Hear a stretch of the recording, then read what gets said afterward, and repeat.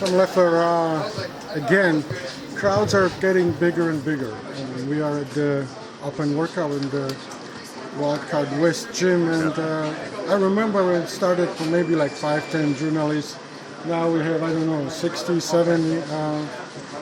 But he doesn't change, and your approach to his boxing also doesn't. You know, the great thing about Gennady is he's a consummate professional. He trains so hard, and yet the bigger he gets, the bigger his star gets, he stays the same. He doesn't let it go to his head. He's very grounded. He appreciates everything that the fans support, and you know, anything that his accomplishments in the ring. You know, he just appreciates the opportunities that he's able to have. So I think that translates between his style in the ring and his character outside the ring. That's really why people gravitate towards him, why he becomes so popular, why he's considered the people's champ, is because the unique combination of knocking someone out in the ring and then yet being respectful either before the fight or after the fight. It's only sport. He wants to show that he's the best. He doesn't try to hurt anybody. He just wants to win the fight, and he wants to put on an exciting show for the fans. And then afterwards, he's always very humble, very respectful of his fans. Are you guys shielding him? I mean, you, Abel, from all those reports that this is a mismatch. Gennady is 20-1, and actually the Wade is 20-1 underdog. All this stuff. Is he even reading this thing? Or? Yeah, he doesn't really get involved with that. He trains. The interesting thing is that he's fought so many different styles in the amateurs, so many different styles in the pros, that he just trains the best of his ability. So we don't know. Wade is undefeated. Emmanuel Stewart used to tell me, if a fighter's undefeated, you don't know how good he is or how bad he is until they lose.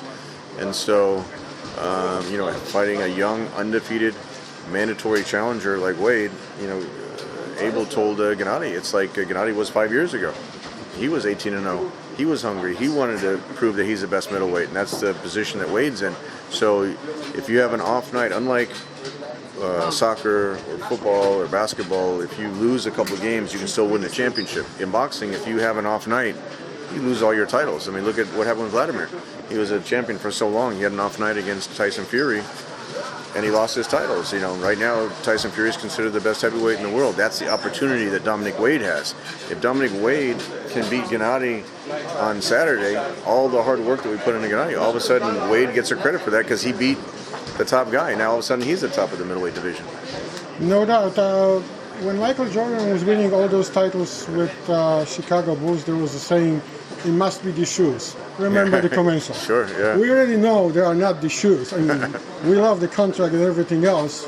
Whoever is behind the Jordan brand, he won before. But do you guys want to do something special because of the contract, or show something special? Abel is always saying, "I have so many things in my sleeve," or he does. Yeah, Abel always says we're only going to see the best Gennady against the best opponents, and that's when you'll really see exactly what level he's at. You know, Abel sees it in the gym, the sparring partners see it.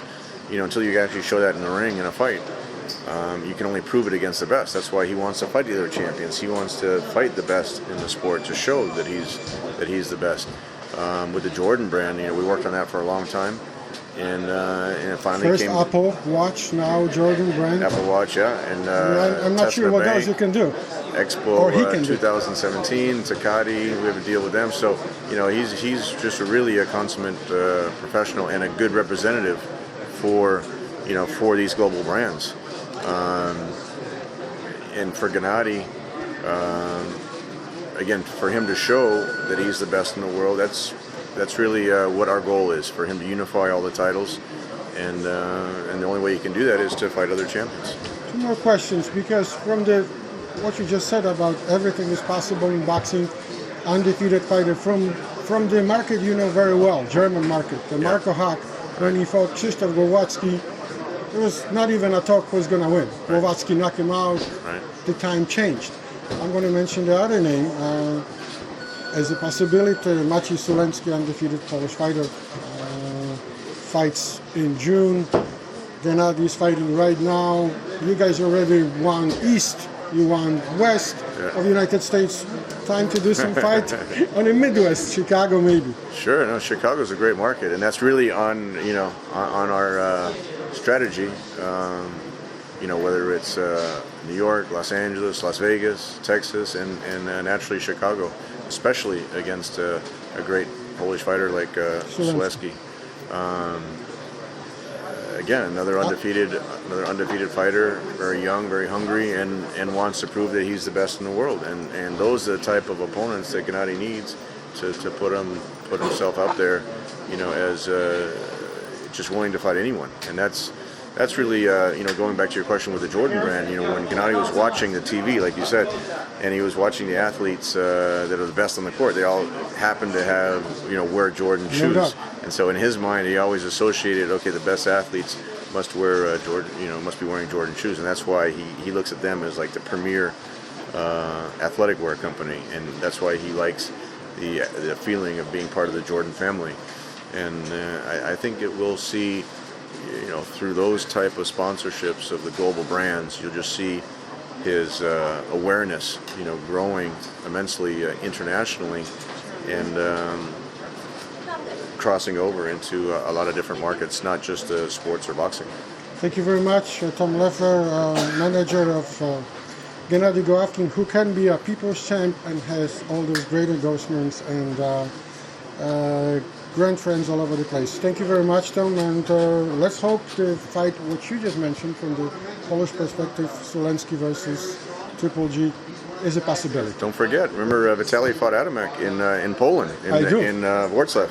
So it's not out of the question, for Gennady to fight in Poland. So it's that's a great thing about Gennady. He doesn't care where he fights, and he wants to continue to build his image, wherever it is, whether it's in England, whether he fought in Monte Carlo 3 times, fought in Panama twice. So I wouldn't rule out fighting in Poland, because we understand the Polish boxing fans are very educated boxing fans, very knowledgeable. They're very passionate about their sport. And we saw the reception, in that brand new soccer stadium. Thank you very much, Tom Loeffler. Thank you, Peter.